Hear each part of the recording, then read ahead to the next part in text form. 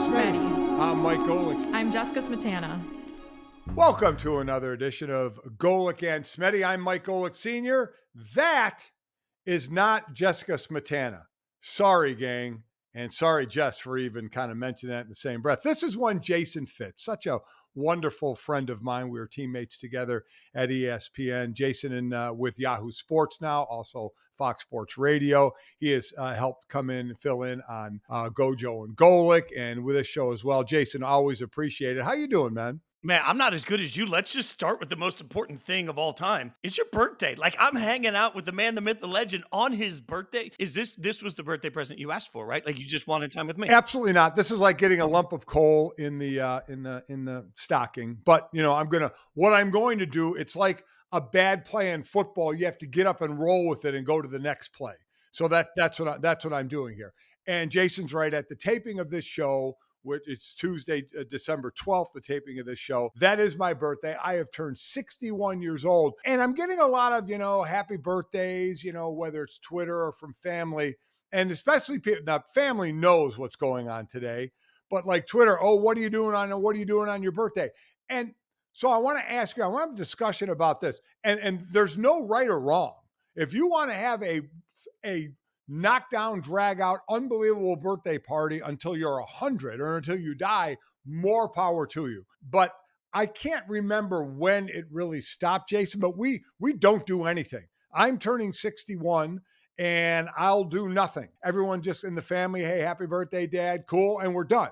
How about you? Is it an extravaganza everywhere for you where, you get your coffee maker and your foam maker on your coffee and Okay. Yeah. Well, okay. Here's the most important thing. I got you something today. I got me a donut. Like, there's a little place right across the street, Pink Box. I'm in Vegas. There's a Pink Box donut place. So I got it's a peppermint cheesecake with cream cheese frosting donut. Wow. And I figured I would just eat it in front of you during the course of this show, just to rub in that I've got a donut for your birthday. Also, because I've become this beacon of fitness, I rarely eat things like this. This is going to have me sugared up. I'm going to be hopped up for the rest of the day. So I want to make sure that you know that this donut that I'm going to eat during our taping like a professional is really your birthday present to me. But to answer your question, Mike, no. And funny thing is, as you know, and many people know, I spent years on the road with the band Perry. I shared a birthday. We had a girl on the road with us. It was a cousin of one of the Perrys. Her name was Ann Carter. Ann Carter had the same birthday I did. And Ann Carter was big into, like, she wanted birthday parties and birthday balloons and birthday week. She wanted all of that. I wanted nothing. I don't need my birthday to even be acknowledged. And it became totally contentious on the road because she felt like if I didn't have my birthday, since we had the same birthday, right, if I didn't want to make it a big deal, she felt bad making it a big deal. So every year it became this thing when we were on the road, they'd throw this huge party for Ann Carter. And for me, they would just put a little bucket of cream cheese frosting on the side that I could eat with a spoon. And that's all I wanted. So, in honor of your birthday, I'm going to eat the donut. You go ahead and eat the donut. You know what? I think that's pretty impressive on you. Your birthday present to me was actually a gift for you. That's classic. I mean, on brand. I am very impressed. We've worked together a lot of years. I'm very impressed with that move out of you. Very, very happy. And there will be nothing I will remember more in our time together. Two things. One, I remember the first time I was walking in the halls. I tell this story all the time, but I was doing a show with Junior on ESPNU. I'm walking in the halls and Mike Golic Sr. walks by and he's like, "Hey, watch the show. You and Junior, you do a good job." It meant the world to me then. I found out later that you never really cared and didn't watch the show, but no, it meant the world to me. But then the other one is the day that I brought an entire cake into the morning show. I ate my piece of the cake and then threw the rest of it in the trash just so that you couldn't get any. This was in honor of that. That was probably as close as I've ever beaten you to a pulp when you threw away good cake. And you're right. So it goes along decades. People ask, man, how do you know so much, when you're talking on the radio about all the different topics? And I call that BS with conviction, right? Say it like you mean it. It was like when I met you and I said, I thought I really liked what you did. I had no idea who you were. I had no idea you were doing the show with Mike. I just wanted to make you feel good. And you bought it, right? It sounded like I listened and thought you did well, right? It worked until I realized I saw you do it to other people, and I realized that I had been catfished. Essentially. It's fine. It's fine. And here's the other thing. I'm going to celebrate after we're done doing this and I've talked about this many a times, Orange Theory Fitness. Me and my son and his wife and my wife, we own a couple of them in Boston, and I love them, and they're great for me, great for everybody, but they work really well for me with all the surgeries from football of not doing a lot of lifting and strain on my joints. You have become an Orange Theory fanatic, and I'm so happy about it. Sometimes you scare me a little much with how far you go, but still, it's impressive. Yeah. And, I've said this many times, but it was Junior that I reached out to in January in Connecticut. For anyone that's ever spent any time in Connecticut in January, it's a gloomy time. Yeah. And I reached out to Mike and I was like, man, I got to figure out a way to get out. And Mike was the one that said, just go do Orange Theory. And so the funniest part of that is he said, walk in. I didn't know anything about it other than you look great. And so I was like, look, I've seen the results for you. I'm going to go try this. So Mike, being Mike, gives me half the advice I need, tells me nothing, and just says, walk into the studio about 10 minutes before, tell him you know me and you're there to take a class. So I walk in January 13th of this year. I remember the day.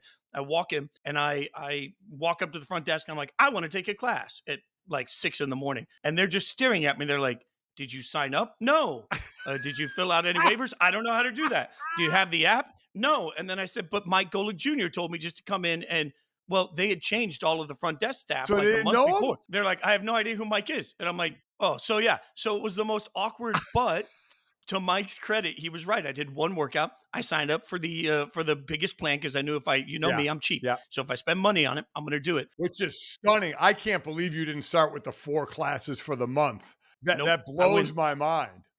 I went all in, and now, I actually worked so hard that I ended up with a stress fracture for a little while. I had to heal that. So even having missed 3 months with my foot in a boot, I hit 170 classes this week. So this year, 170 classes. It's changed my life. Good for Cut my you. body fat in half. I've only lost 7 pounds. Like I'm svelte. I told Mike I've got one ab, and like my one ab's trying to get another ab to move in. Like, I don't know. I might end up with like a whole neighborhood of abs. It's going to be amazing. Good for you. You're like that success story that as owners and as investing in Orange Theory, you like to hear that it works because it does work. It used to not be for guys a lot. It used to be a lot of women did it. Guys didn't think it was a hard enough workout. And I said, go put yourself through it and push yourself, and you'll see how hard it is. So good for you. And I haven't seen you in a while. You're in Vegas now. I've done 3 games in Vegas, and it's amazing how you avoided Vegas when I was in Vegas those 3 times. So you mean you weren't at that juggernaut of a 3-0 Vikings? I'm telling you, I was sitting in the press box, which is a mistake anyway.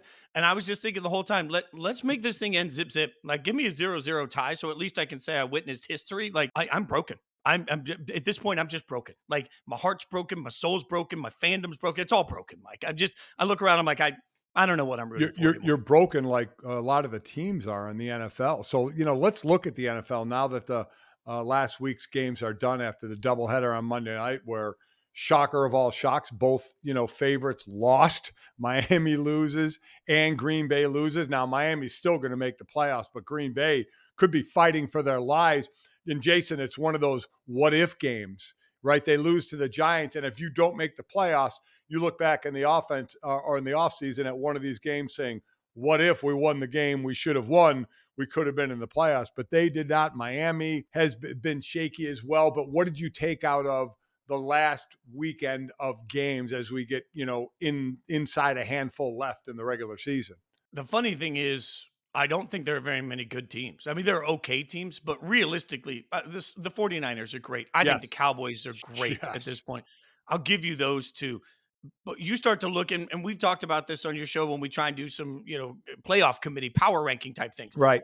Outside of that, there are buts, as I love to say, about the Ravens, the Chiefs, the Eagles. I go up and down the list. I don't find there are very many teams I can trust. It feels like right now the Super Bowl is bound to be San Francisco or Dallas against whoever. Yeah. And that's wild to me to be this late in the season and not really know who I can trust in the AFC. We've talked about why. We've talked about, I think it was a couple of weeks ago, going into the weekend a couple of weeks ago, 50 quarterbacks had started. And now it's more. And by the way, we know how much Al Michaels loves a good game. Good luck to Al this Thursday when it's Aiden O'Connell versus Easton Stick with the Chargers and your Raiders playing on Thursday. Oh my God. But is the thought maybe it's a down year offensively because of that? Because defenses are dominating. You're seeing more stunts on the D-line, more overloads on with backers stepping up on the line of scrimmage, trying to confuse the O-line. The O-line, probably the position that's the harder transition of finding depth from college to the NFL. So there are, like anything else, it's more than one thing, but we're going through quarterbacks pretty quickly here, like you're going through donuts.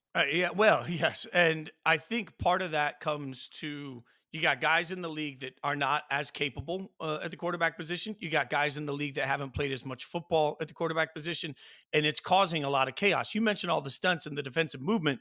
I think we have to also remember that a quarterback has a couple of jobs before the snap of the ball. We talk all the time about can they dissect what the defense is going to be, but they also, part of that job is to figure out how to help the offensive line with wherever things are coming from, align things to help themselves in the pocket, right? Like, I don't think a lot of that is happening. So you have offensive lines that aren't great with quarterbacks that aren't great. And it just makes for offenses that are stale and they just can't get anything going sustained. And we're in a world now where it feels like one penalty on a drive is just a killer. Yeah. Like, because 2nd and 16 is not an attainable down and distance for most of these quarterbacks and offensive lines. Like, I think we have to remember that O-line play is bad also, and that's part of this equation.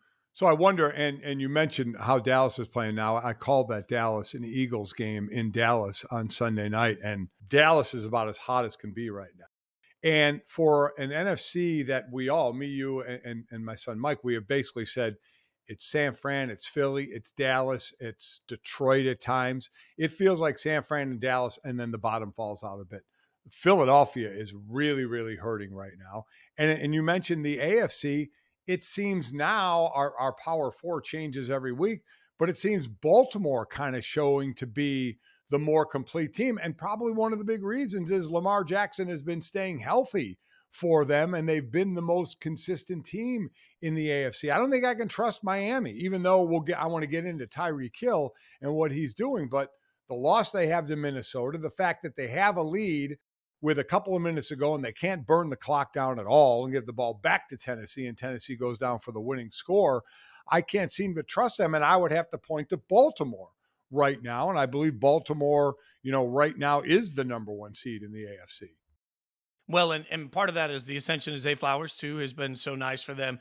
But here's the one thing I'd say, because we want to leave the Chiefs for dead. But as we've talked about before, look at the Chiefs' losses this year and how many of them. Like, last week's loss is going to be added to the qualifier category, right? A crazy offsides penalty, right, whatever you think of it, is part of how they lose that game. They lose the first game of the year minus 2 of their best players. They lose a game where they easily could have won if you get a wide open touchdown catch. You lose a flu game where Mahomes is a shell of himself. Like, all of these things, as bad as it has looked for Kansas City, in all but one of their losses, and the one loss they weren't really, there was a questionable pass interference in the end zone on the Packers loss. Like, there have been questionable moments that have cost Kansas City the game. I don't think Kansas City now can make up the ground that they've been able to make up in the past. They're going to have to go on the road. I get all of that. I'm just not willing to let Mahomes, I'm not willing to call them dead yet, even though we should. In theory, they've been in every game they've lost. And you're right. They will, for the first time in his career, for those that may have forgotten, Patrick Mahomes will have to play a playoff game on the road, as Jason is enjoying my birthday donut.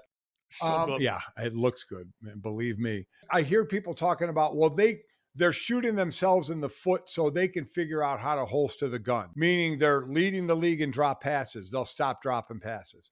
They'll have stupid penalties. They'll stop doing that. Well, I mean, we're at week 15, 14, week 14, and it's still happening. So to act like it can just shut off. And then when you get to the playoffs, see, right now there's play a game, bad game we got next week. Get to the playoffs, it doesn't happen. Now it's you screw it up. Like the Eagles, last 6 games, they've been trailing at halftime, but I think 4 of them they won. Well, you can't count on that in the playoffs. One screw up in the second half could cost you, and then you're going home. So that's, I guess, what I think of. While when you have Patrick Mahomes, you have a chance to win. But, I mean, they have not cleaned up their stuff, and their defense, which has been fantastic, has kind of leveled off a little bit. Yeah, I think that's a big part of it. You're right, because there's no more room for error margin on that defense, particularly if they have an off day, they're done. And I do like what you said, and it makes a lot of sense. We can look at certain little moments in the season. The 49ers had a 3-game losing streak. Can't make sense of it, right? You can have little lulls in the season, but to use the Tomlinism that we hear so often, the standard is the standard. At some point, you are who you are. And when it's happened this long into the season, it's just part of your identity. The fact that the Dolphins can't beat a good football team is part of their identity now. And they're going to have to play a good football team in the playoffs. So, this is now the fabric of who these teams are. And you're right. The mistakes are part of the fabric, for whatever reason, of who the Chiefs are this year. Before we get to some officiating, let's look at, the MVP and the different names that have come up for it. Dak Prescott being right there kind of now. But also it's kind of just like why I don't like the Heisman, because it always goes to a quarterback. I understand the importance of the position. And I'm happy Marvin Harrison Jr. was in New York, but there were 4 people there, 3 quarterbacks, and he came in 4th behind the 3 quarterbacks. So it's a quarterback award, just like the MVP in the NFL is a quarterback award. So I'm always looking to give it to somebody who's not a quarterback. And there would be 2 guys, right, that you would talk about. It would be Christian McCaffrey and Tyreek Hill. Any chance for either one of those guys, do you think, to slip in, not only because they're having a great year, but for it to happen, you also need to not have one quarterback just playing out of his flipping mind, and have unbelievable stats right now, which unfortunately for non-quarterbacks, Dak Prescott is kind of leaning that way.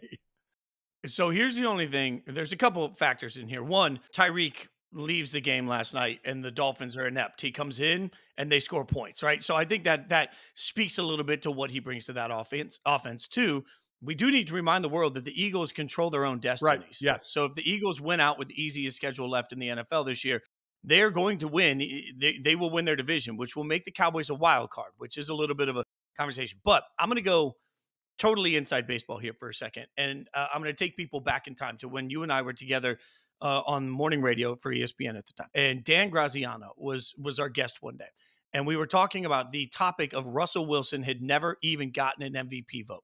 And when we went out to grab coffee during the break, Dan sort of went off about the fact that the MVP voting in the NFL is different. You only get to cast a vote for one player.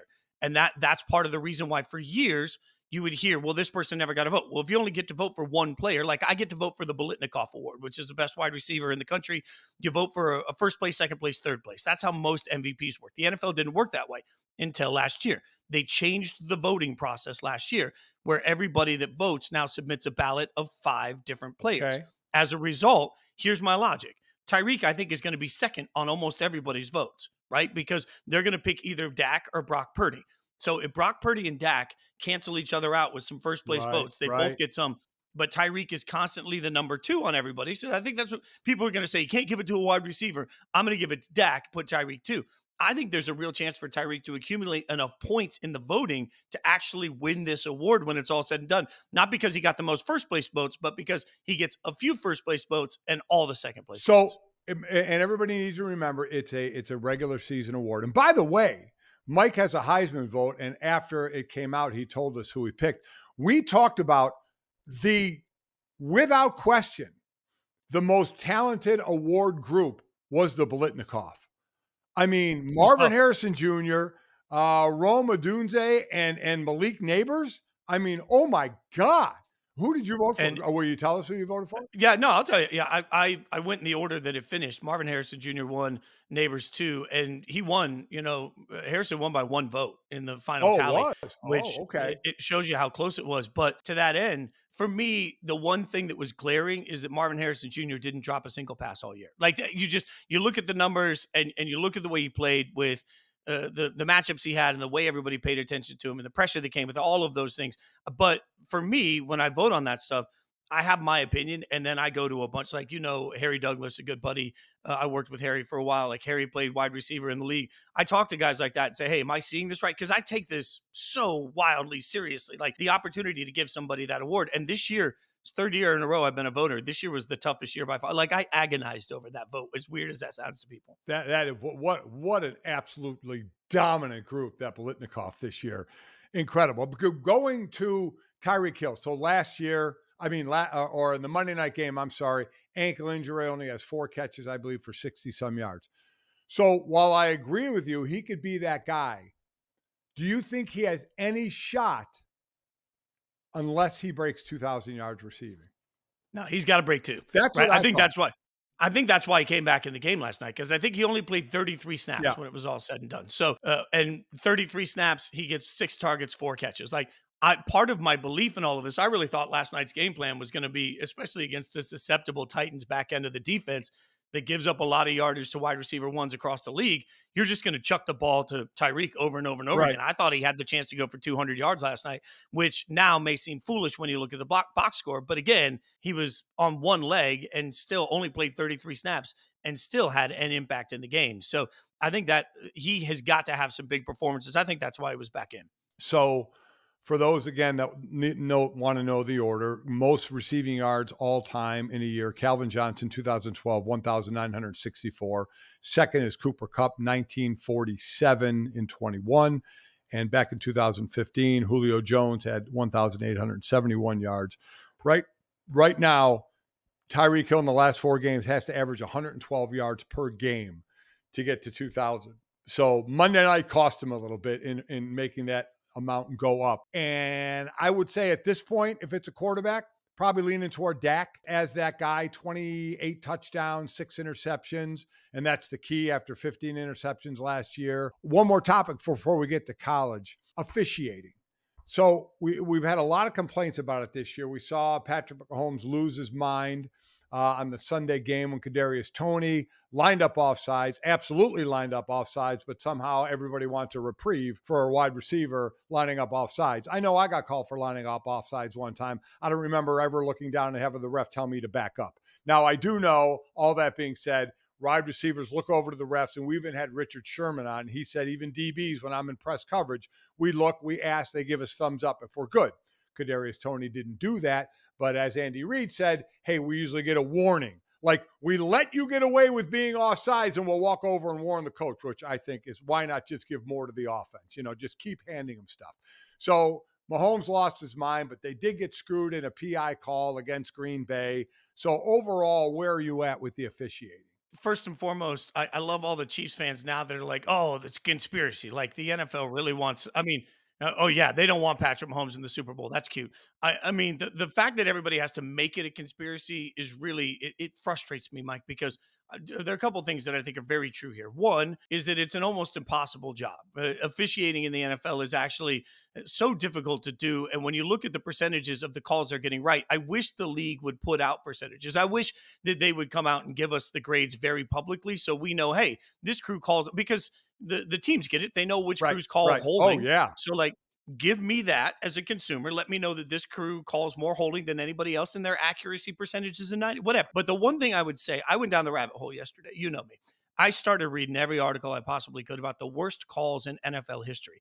And you can find championship games pre-Super Bowl that were decided by what were clearly not fumbles that were called. Like, all of these things I didn't even know existed. I think what's happened is, because we live in a world now where Kadarius Toney lining up offsides results in 30 different camera views from 30 different angles, and people yell about it on Twitter, it just creates an impossible situation. I don't think officiating's worse. In fact, I'd probably argue it's probably better than it was in the 80s, 90s, all of these. I don't think it's worse. I think the attention we pay to it is different. Imagine when you were playing all the way back when, they wrote your plays on stone tablets. Like, imagine when you were playing, if there was Twitter to sit there and look at every call that ever happened. Like, and after the Green Bay game, Patrick Mahomes took the high road and said, hey, stuff happens, because I'm sure he knows they get plenty of calls as well that go their way, but he lost his ever-loving mind after that incredible play, the pitch back by Travis Kelce for the what would have been go-ahead touchdown. We will see. Right now, best team NFC, best team AFC. San Francisco, clearly, and I will go Baltimore uncomfortably. Like, I think right now, if the Super Bowl, right now, if we had the Super Bowl happening in Vegas, I think either the 49ers or the Cowboys would be a 2-touchdown favorite over any of them. I genuinely think that they kill them. Shockingly enough, I agree. I think it's San Francisco, and I think it's Baltimore as of this moment, which means it will certainly change. Coming up next, college football. The bowl season is starting. We got playoff games, and the portal is out of its ever-loving mind. We touch on that next. All right, let's do a little college talk here. Again, Jason Fitz in for Jessica Smetana, who is off for this podcast. Jason from Yahoo Sports also works Fox Sports Radio. and he's just out there doing his thing. In Vegas right now, I was in Vegas for 3 games this year and decided not to be out there. We will see each other for the Super Bowl, though. Are you ready for that? I mean, are you ready for the hug? I mean, let's be real. We worked together for several years, and while we're working together, I got to worry about HR when I'm hugging Mike Golic Sr. I don't have to worry about that now. Wasn't it's there a story? And yes, Jason is a hugger, and such a nice young man. He's a hugger, and we like to mock him a lot. Wasn't there the big HR meeting at ESPN one time, and they talked about touching or whatever, and everybody looked at you because you're the hugger? Okay, so there's a thing called the college football seminar, and they bring everybody from the whole college football universe, like every producer, every assistant, every person. There's hundreds of us in a room, and at the end of it, they did an HR presentation about, because so many people are traveling, making sure your coworkers are comfortable. And as part of that, they were like, "Hey, no unnecessary hugging" was part of their, and they showed a little video of like a guy awkwardly hugging a girl that did not want to be hugged. Immediately, my phone just ding, ding, ding. Jordan Rogers is 2 rows in front of me and loudly turns around. He's like, "You hearing this message?" The funny thing is, I should note, it was all my male friends that were texting me being like, "Hey, what?" Like, but my phone blew up, and my buddy sitting next to me was like, "Hey man, should we be concerned at this point?" I'm like, no. It's just, I'm a hugger, and you're going to love it. By the way, early seed here, because you're super famous. I'm going to be your +1 to all the parties, right? Like every single party +1. My wife's coming on this trip. What do you think? All right. So I'm going to be your +2. Yeah, there you go. On all the parties, yeah. +2. Yeah. You and Mike can fight over the next spot. I'll take the +2. Yeah. Mike would embarrass you. I would do the family proud. I'll wear a shirt that says honorary Golic, and then I'll. Here's the thing. I would probably give my 2 tickets to you and Mike because I'm kind of past it with the parties, man. A, they're on too late. They go on too late. And B, they're too loud. I'm going to go with my wife, and we're going to sit in the casino and pull a slot machine or play blackjack. Can I sit next to you? So this is a very true story.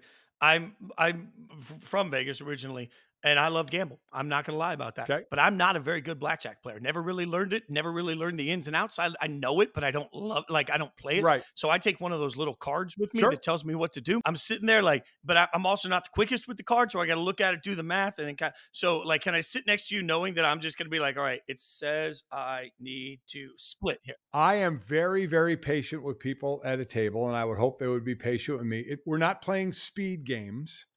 We're not seeing how quickly we can get through all the cards. So you're very smart to have the card if you don't know it in your head to do. My biggest thing, and one of the biggest things out there, is what do you do on 16? Okay. If you have 16, if I have 16 and the dealer's showing 7 or higher, I hit no matter what. Whether I got a 10 and a 6 or my cards are equaling up to 16, I will hit if the dealer's showing 7 or higher. I will do it every single time. That's the only thing I ask. If you do something a certain way, do it consistently. Yeah, no, I'm with you on that. By the way, I always hit on 16. I'm aggressive. I'm always going to go for it. Like, I'm a bet on myself. So I always hit on 16. There we go. Like, I've got that principle down. Like, as a general rule, I got that down. So you're going to you sit at the $500 table with me for one hand. Yeah, for one, unless I win. And that's, woo. I mean, that's the other thing I can't stand is somebody who sits at the table and plays 2 hands and leaves. So I like to play roulette. I like to just sit there and have a good time at roulette. And I don't play a ton of money at roulette. I just play enough to, like, I'm dabbling, right? Like, I'm there. I'm going to stay alive. I'm never going to be really up. I'm never going to be really down. I'm going to sit there and get my free drinks for 2 hours. That's how I do it. The number of times I see somebody come up to roulette and they just pop thousands of dollars down and then walk off. Yep. And I'm like, when did that work for you? Like, yeah. And even if it did work for you, how many times did you lose before you even got to, I'm out on that. So I'm out on one hand. Like, you got to be committed. Do you play craps? No, I heard that's the most fun. I don't understand it enough.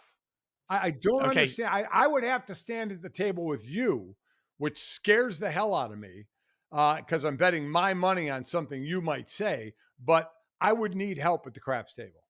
The best way to learn craps, especially in Vegas, is to go early in the morning. Like, just go after it's dead. And that's the way I learned. Like, I walked up to a table, there was nobody there, and the guy across from me explained every bet as we went. So I like that. I was the only person betting, and he would be like, hey, so if you bet this, you can win here, here, here. And it was like, oh, bet inside, bet outside. Like, so I'm I'm not coming in doing comprehensive 30 different bets. I know what I like to bet on craps. I know what I like to, but yeah, that's a fun vibe. You're so personable anyway. People would want to hang out with you. Let's make the analogy to sports. We're rolling dice on the craps table. That's what we're doing in the portal in college football, right? I mean, we are throwing the dice. There's over, I think 1,500 guys in the portal right now. Latest news, Riley Leonard, the quarterback from Duke, is now going to Notre Dame, where we all thought that, and that is going to happen. But here we are. So it's not only the opt-outs, Jason, like, again, sticking with Notre Dame, Sam Hartman opting out of the bowl game, to prepare for the NFL. So we have those, but all the portal guys, I mean, and you know what? I want to stop hearing coaches complain about it. Adapt or die, right? I mean, complaining about it ain't helping it. Figure out a way to make it work for your school, because toothpaste ain't going back in the tube on this one. Also, it's working. And I don't want to oversimplify, make everything about ratings, but at some point, life's about ratings, right? Like, there is some proof in that. You put out a song and it never gets to the top 20, that has to mean something. You put out a song, goes to number 1, that means something. And insiders at both ESPN and Fox that I trust told me before the season they were expecting this year, coming into the season, to be a double-digit decline in TV ratings, just because of the way the schedule played itself out.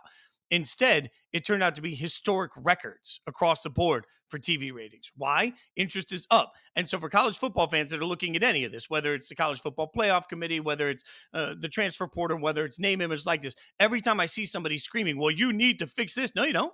Because, frankly, more people than ever are flocking to it. And the best thing about the transfer portal is, in this survive or die sort of era, is that it gives fan bases a chance for hope. If you are a fan of a team that's not particularly good, for years you needed to hire a coach.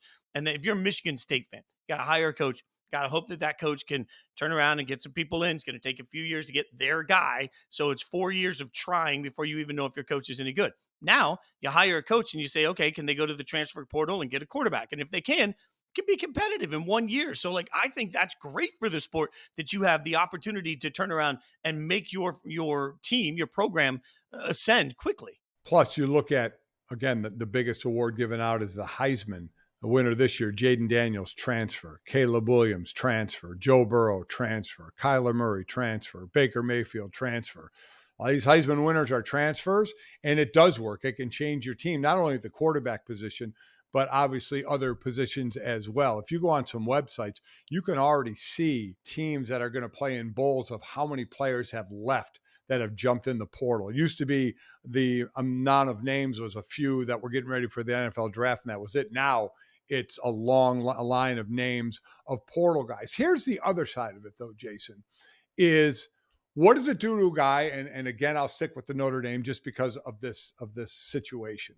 Steve Angeli's the backup quarterback at Notre Dame. He was last year, a couple guys back last year. And then this year he played behind Sam Hartman. Sam Hartman's not going to play in the bowl game against Oregon State, so Angeli will get the start. Then he'll go to winter workouts and he'll go to spring ball, and there will be Riley Leonard. So it's not just the transfer portal now in bringing in competition. Riley Leonard, we're just saying him, and other quarterbacks that are going to other teams. You know what's coming along with that? A price tag. They are now getting paid. So sometimes you'll hear where there's a competition. Well, unless the guy that comes in that's getting paid falls flat on his face, he's going to be the starter. So there's that side of it, Jason. The Steve Angelis of the world, play behind. Now it looks like it's going to be your job, but maybe it looked like that last year. Sam Hartman comes in, you're the backup. Sam Hartman leaves, in comes Riley Leonard. You're the backup again. I mean, it's a domino effect, but it's always going to affect somebody negatively. Well, and that's why there are so many quarterbacks, because now you got to look, okay, can he transfer somewhere else? Right. And if he does, how many ticks off the box do we go here? How much do we go around? It becomes tougher and tougher. I would also say that there's this weird spot where if you're a group of 5 school and you're developing people, you want people to be good. The minute they develop to a certain level of platform, they can jump to a Power 5 school, right? Like that, which makes a ton of sense. So now that means that you got group of 5 schools turning around trying to get the guys that are no longer wanted by Power. Like, this becomes its own, kind of like NFL teams have a professional scouting department and a college scouting department. You've really got to constantly keep an eye on what's happening. I would also be interested on, and you and Mike would know this better, but it feels like, let's just 10, 15, 20 years ago, you got recruited to a school, you got there. That coach could treat you however that coach wanted to treat you. They could be just dog, you know what, to you every single day, and there wasn't a dang thing you can do about it. I feel like now coaches have to be far more aware too, because if you are not feeding this kid, whether it's emotionally or whether it's physically, like you're not giving him what he needs, like there's a player empowerment to that. Like I feel like the tone of coaching has to have changed in college football. What do you think schools, and I think some have, do you think we'll go to like they wouldn't be on the coaching staff, for lack of a better term, a GM position, that their job is to not only wait till somebody goes in the portal, but have players scouted that if they're kind of like free agency, right? Who's going to the potential free agent? How do they fit to our team? That there's going to be a person and he'll have a staff under him that is involved in checking out personnel. 100%. I think that would make sense. There's a couple of things that in college football I think could change over the next few years that would help. One is that. The other is I think we're going to see colleges start to develop NIL programs, basically, not just where, hey, I'm trying to get this kid paid, but they're going to start developing marketing plans. They're going to start developing all of these things on their own. I've said for years, if I was sitting here as the athletic director at University of Jason Fitz, one thing I would have my sports entertainment kids that are trying to get law degrees come in and work in that department too, so they can figure out how to be agents. Like all of this, schools are going to figure out how to bring more and more of it in-house so that they can protect as much of the proprietary information as possible. Well, that's where the NCAA wants it to go. Right now, the schools cannot be involved in NIL and where the players, whatever car dealership or whatever. Caitlin Clark from Iowa just signed a deal with Gatorade. So, I mean, and the schools can't be part of that.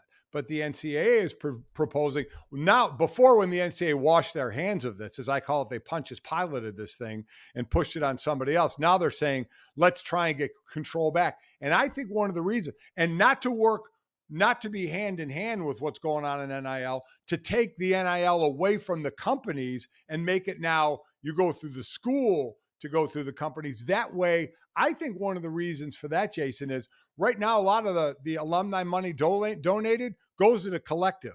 And if it goes to the collective, that collective money goes to the players. Nothing's going to the school anymore. And I think the school is like, wait a minute, we used to get millions and millions more dollars here. It's now going into this one pot of gold here just for the players, and we're not getting it. All of a sudden, the schools feel like the players. Hey, there's a lot of money out there. Why aren't we getting it, some of or more of it?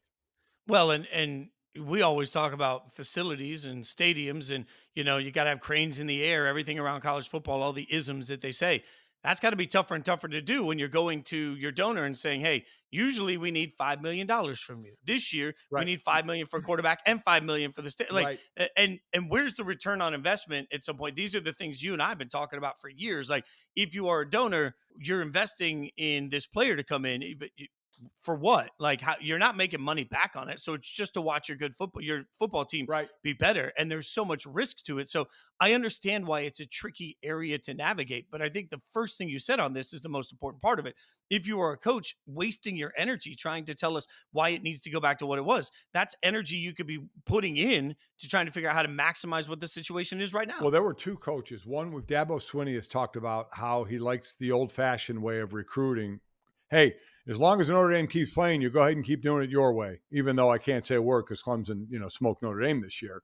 But, I mean, that for as great as they were, that's not going to sustain. He's got to buy into this a little more. And then I heard Matt Rule, the coach of Nebraska, talking at the beginning of when the people were hitting the portal. And he was like, hey, quarterbacks now, to get a quarterback, it's going to cost you $1.5 million. It's something we're probably not going to be able to do. And I thought two things, because coaches always have an agenda when they're talking, is he's either saying this isn't a road we're going to go on, which every alum should be going, oh my God, we're in trouble. Or that was a direct message to the big money alumni saying, hey, you want us to compete? We need a lot more money in our collective so we can go ahead and get some of those players. Yeah, I think that was, I like to call that a Buddy Garrity moment, like Friday Night Lights, like Buddy Garrity was always up in it. Like he's talking to Buddy. He's up there. He's like, man, going to cost 1.5. And Buddy's sitting there saying, son of a biscuit, I better start selling some cars. Like it just feels like it's a Buddy Garrity moment. And you're right. I thought the same thing when I heard him say that. And that number is not inflated. I also think we need to understand that, like, that if you are a top 20 program that wants a top 20 quarterback, you're going to have to pay in that range and higher to get that kid to come there. And what's interesting is now you're going to have kids staying in school longer in some instances because it helps them in their development. They're transferring more. I think, by the way, the fact that the kids that we're talking about coming into the NFL draft next year have played more football, Right. I think helps evaluate them. Like Yes. the NFL, you're like, I have a better understanding if I'm the NFL on Jaden Daniels than I ever would have in the old system. So like I have a better idea who he is. So it's a win. But also Jaden Daniels along the way, like I interviewed him for Yahoo Sports on behalf of Powerade, right? Like he's making that money. So like it incentivizes him to not jump before he needs to so he can be as successful as he can be. So there's a lot of wins happening across this landscape. It's just the fans that are being left behind feel like it needs to change. The only people complaining are the people that aren't getting what they want. You know, there's a lot of time, obviously, to talk about the draft coming up. Me and Mike were saying, are there just maybe 2 quarterbacks worthy of a first rounder, but more will go? I told Mike, I said, 4 quarterbacks will go in the first round.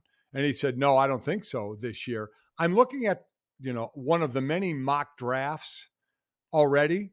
And this one mock draft I'm looking at not only has 4 quarterbacks going in the first round, has 4 quarterbacks going in the first 7 picks of the draft. Caleb Williams, number 1, Drake May, number 2, Jaden Daniels, number 4, and then number 7, J.J. McCarthy, which I don't think is going to happen. But, I mean, you got Bo Nix out there. You got Michael Penix Jr. out there. I think for sure there's going to be 4 quarterbacks going in the first round. Even if the evaluation says maybe second round, teams, Jason, can't help themselves. I think 4 in the top 10. Yeah. And I'll say I've had 3 different people in the last week tell me Drake May's going first, not Caleb Williams.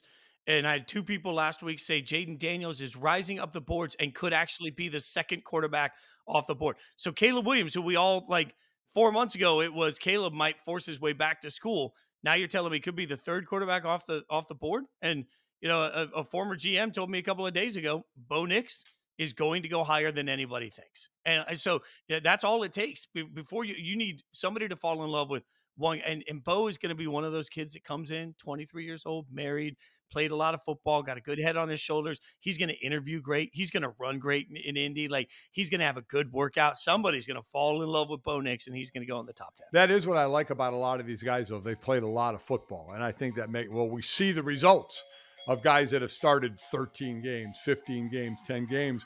It hasn't worked out very well for them. Quickly looking at the Bulls, and I want to ask about the Final Four. Do the Bulls do anything for you? Are there ones you look forward to, or what do you get out of them anymore?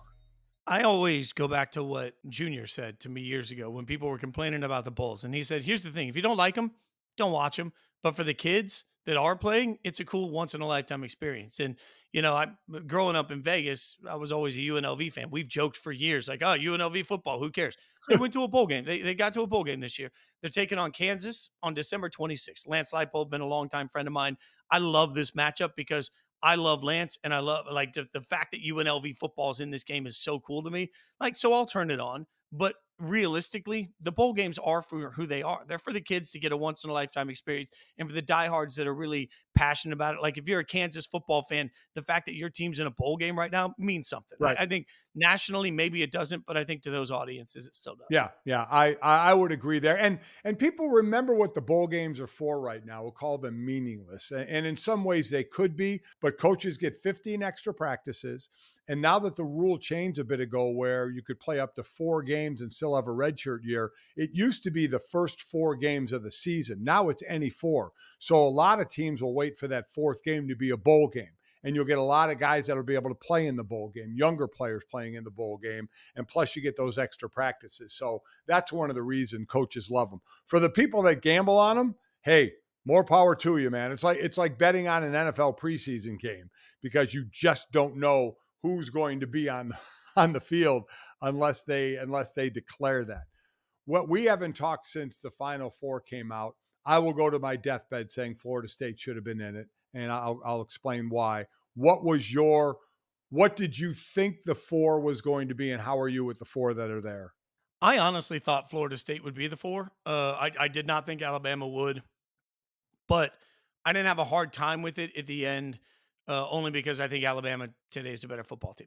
So, if I had to bet your house, because I'm not betting mine, if I had to bet your house on Florida State versus Alabama on a neutral field, I would take Bama. And that's the hardest part about it, and this is the one thing I would say really got me fired up watching it. The number of people that were going to social media or TV and saying, "Hey, this is simple."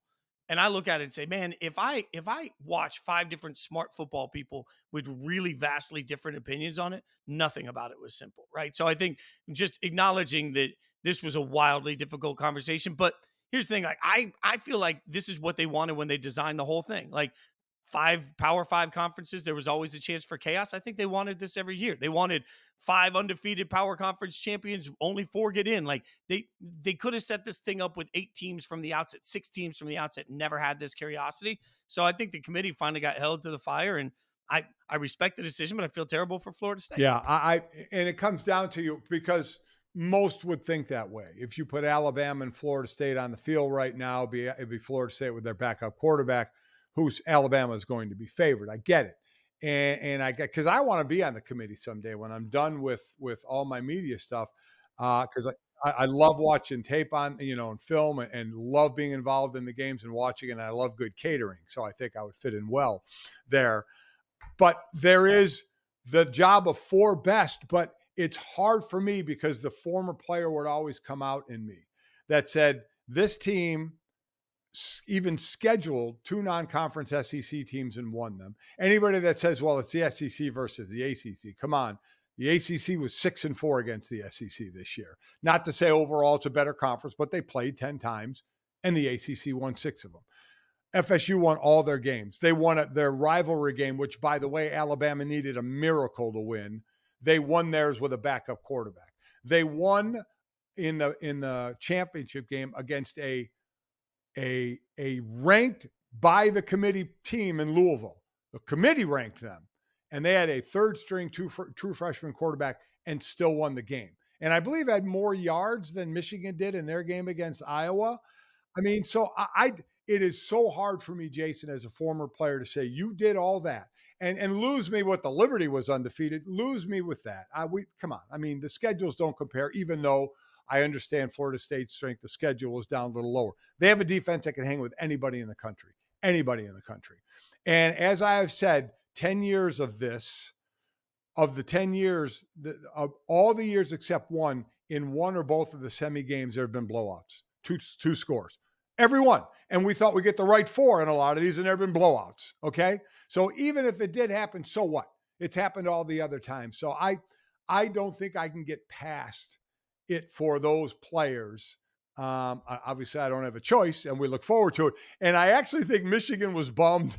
I think Michigan would have much rather faced a team with their backup quarterback out there than Alabama, who's on a roll right now. There's another angle to, I'd never thought of this till you laid it out. By the way, you'd be brilliant at the committee, and I think that's why it's important to have former players on the committee all the time. I do think, too, if Florida State gets left out, we spend the rest of time, the rest of college football history, we will talk about Florida State being left out.